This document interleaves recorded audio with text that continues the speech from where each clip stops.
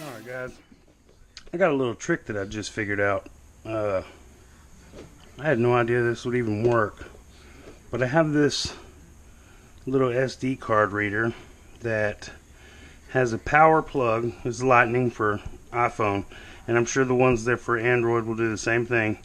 But you get your power plug here, you got your part where you put your micro SD right there, SD card here, and the thumb drive here. Plug it into your phone, and you know, you do work with your cards.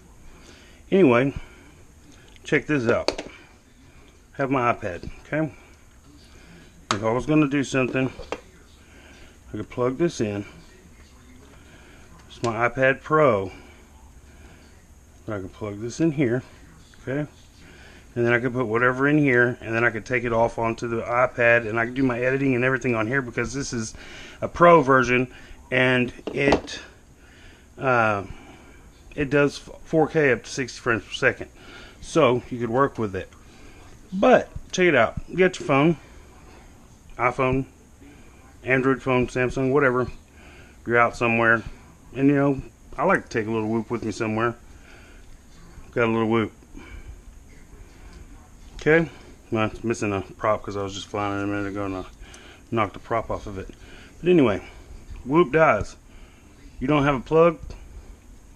No problem. Got your plug here. Bam. See that shit? Straight up.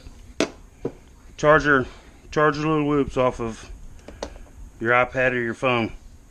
Doesn't take long, just as long as it would for a regular, you know, wall plug. And I mean, it works good. That's just something that I just thought that up, came to mind 5 seconds ago. So I figured I'd let you guys know about it. I'll try to see if I can find the link to this this connector here. I got it on Vipon for like $5 or something like that. And then they have other ones for Android devices as well. I'll look and see if they've got the Android one, and I will put both of them down in the description. Anyways, it's easy. Love you guys. Peace out.